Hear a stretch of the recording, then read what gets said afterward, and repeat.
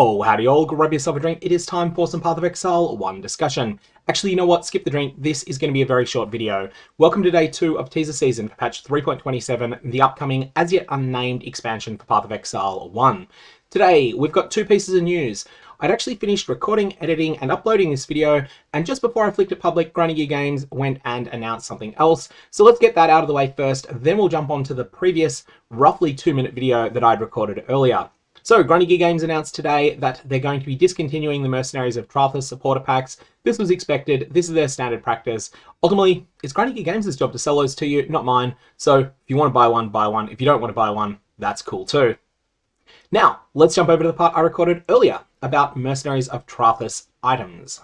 We do not have very much information to report today at all. All we've got is a little bit of an update to yesterday's announcement. Noted a bit of a deep dive discussion of yesterday's announcement. I'll put a link to that down in the description below in case you missed it. Today, we're only going to talk about the part of that that has changed. Since posting this, there's been a lot of questions about mercenary item-specific modifiers. Now, some of you are familiar with Path of Exile 1 lingo, and as soon as I say to you, these item modifiers are going legacy, you know exactly what that means. If you're not someone that's been around Path of Exile 1 for a long time, what this means is that for those of you that play in permanent leagues, such as permanent standard or permanent hardcore, you're going to be able to keep the modifiers you already have. You're not going to be able to get new ones.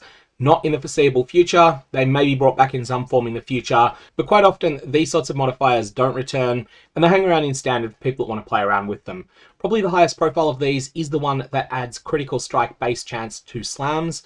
Those are going to be going legacy. So those of you that like to play in standard, you've got some new toys coming over to you once the merge happens.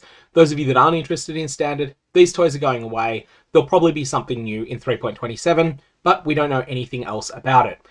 Anyways, I said this would be a short video. It's a short video. If you're looking for a little bit more Path of Exile related discussion, I'll put a link to a video in the bottom left corner of the screen about some general crafting theory that I term isolation crafting. Although the examples used are Path of Exile 2 specific, this is something that definitely does apply to Path of Exile 1 as well. It's something you've probably intuitively figured out in some cases, but I don't see it being talked about as a general strategy enough. More people talk about individual examples where it works. So link to that up now. Otherwise, may Valobs have interesting results.